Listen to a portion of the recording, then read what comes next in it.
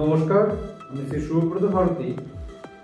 তো নিউমোরোলজিতে আমরা মানে যাদের যাদের বার্থ নাম্বার চন্দ্র অর্থাৎ 2 দিয়ে শুরু, অর্থাৎ যাদের 2 তারিখে জন্ম, 11 তারিখে জন্ম, তারপরে 29 তারিখে জন্ম, তো তাদের ক্ষেত্রে যে সমস্ত নেচারগুলি রোল প্লে করবে সেটা হলো তারা চন্দ্রের নেচার হলো ইমোশনাল নেচার।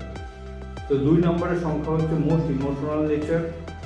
প্রচণ্ডভাবে সরলতা এবং মাঝে মাঝে বোকামি, ঠিক আছে। তার মধ্যে কোনো মানে মনের মধ্যে বেসিক্যালি এদের কোনো প্যাচঘোষ থাকে না, ঠিক আছে। এরা মানুষের জন্য ভীষণভাবে হেল্পফুল এবং বন্ধুত্বের দিক থেকে খুবই হেল্পফুল এবং মানে কি বলবো, আপনি চোখ বন্ধ করে 2 সংখ্যা দেখতে ভরসা করতে পারেন, আপনাকে বন্ধুমার ঠকাবে। এবং এরা মোস্ট অ্যাট্রাকটিভ পার্সোনালিটি হয়।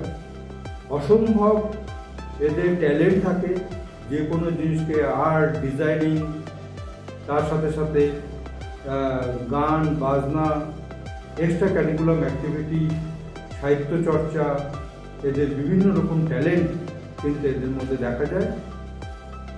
চন্দ্র হচ্ছে ক্রিয়েশনের কারণ। চন্দ্র এবং রবি দুজনই হলো ক্রিয়েশন অ্যান্ড ক্রিয়েটিভিটির কারণ।